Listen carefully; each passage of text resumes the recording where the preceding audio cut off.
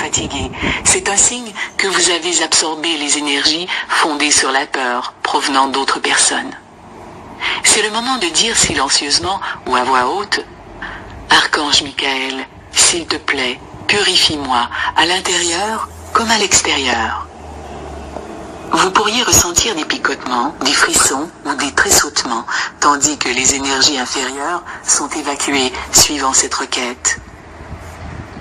Une fois votre corps revenu au calme, il est temps de dire « Archange Michael, merci de me protéger. » Il vous entourera d'un cocon de lumière avec son aura bleu-pourpre royale. Demandez toujours à Michael de vous entourer d'un écran de protection avant d'affronter une situation difficile. L'archange Michael est très palpable et présent dans la vie de tous les jours. En travaillant avec lui, vous découvrirez qu'il est un mentor, un partenaire et un être sacré extrêmement fiable et digne de confiance.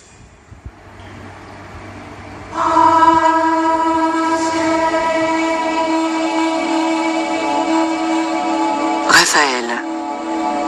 Cher archange Raphaël, merci de nous transmettre, à moi et mes êtres chers, ta lumière de guérison du pur amour divin. Le nom Raphaël signifie Dieu guérit. Raphaël est considéré depuis longtemps comme l'ange de la guérison. Son nom pourrait être dérivé du nom hébreu Roph, qui signifie médecin, ou Rapak, qui signifie Dieu guérit l'âme. Dans le catholicisme, il est Saint Raphaël, le patron des médecins, des voyageurs et des marieurs. Dans le livre d'Enoch, le Seigneur confie à Raphaël la mission de guérir la terre du désordre causé par certains des anges déchus, d'aider tous les enfants et de sauver le monde de la corruption. L'archange Raphaël se concentre toujours sur cette mission aujourd'hui. Raphaël, le guérisseur angélique, apporte une lumière de guérison divine sur terre. Il m'a déjà dit, au cours d'une méditation, que plutôt que soigner, son rôle consiste à révéler le vrai corps que Dieu a créé pour chacun de nous. Pour Raphaël, chacun est déjà saint de corps dans la vérité spirituelle. Accepter la circonstance, l'événement, le problème. Cette prise de responsabilité vous apporte la capacité de trouver une réponse créative à la situation telle qu'elle est aujourd'hui. Chaque difficulté contient les graines de l'opportunité. Ce type d'attention vous permet de saisir le moment et de le transformer en une réalité ou en une situation meilleure. Si vous appliquez ce principe, tous les bourreaux et tous les tyrans deviennent vos professeurs. La réalité est une interprétation. Si vous choisissez d'interpréter la réalité selon ce principe, vous serez alors entouré d'un grand nombre de professeurs et de nombreuses opportunités d'évolution.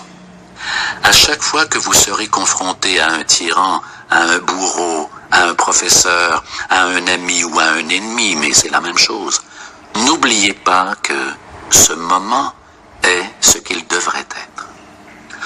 Toutes les relations que vous attirez à ce moment précis sont précisément celles dont vous avez besoin. Il y a un sens caché derrière chaque événement. Ce sens caché est au service de votre propre évolution. La troisième composante de la loi du moindre effort est l'abandon. Celui-ci vous propose de laisser tomber le besoin de convaincre ou de persuader les autres de la justesse de votre point de vue. De cette manière, votre attention abandonne ses défenses. Si vous observez les gens autour de vous, vous verrez qu'ils passent 90% de leur temps à défendre leurs opinions. Si vous renoncez à le faire, ce renoncement même vous donnera accès à une énorme quantité d'énergie, une énergie que vous aviez jusqu'alors gâchée.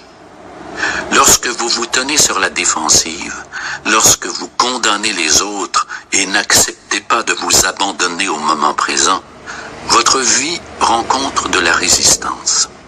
À chaque fois que vous sentez une résistance, Prenez conscience de ceci. Si vous forcez la situation, la résistance grandira. Quel bénéfice y a-t-il à rester rigide comme le chêne qui se brise et s'effondre dans la tempête?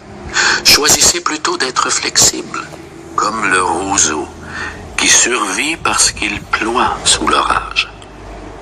Renoncez complètement à défendre votre point de vue. En n'ayant rien à défendre, vous empêcherez la naissance des conflits. Si vous persévérez, si vous cessez de vous battre et de résister, vous vivrez le présent dans son unité, sa complétude, ce qui est un don. Retenez cette réflexion que j'ai entendue un jour. Le passé est une histoire, le futur un mystère. C'est pourquoi ce moment est appelé présent, comme un cadeau.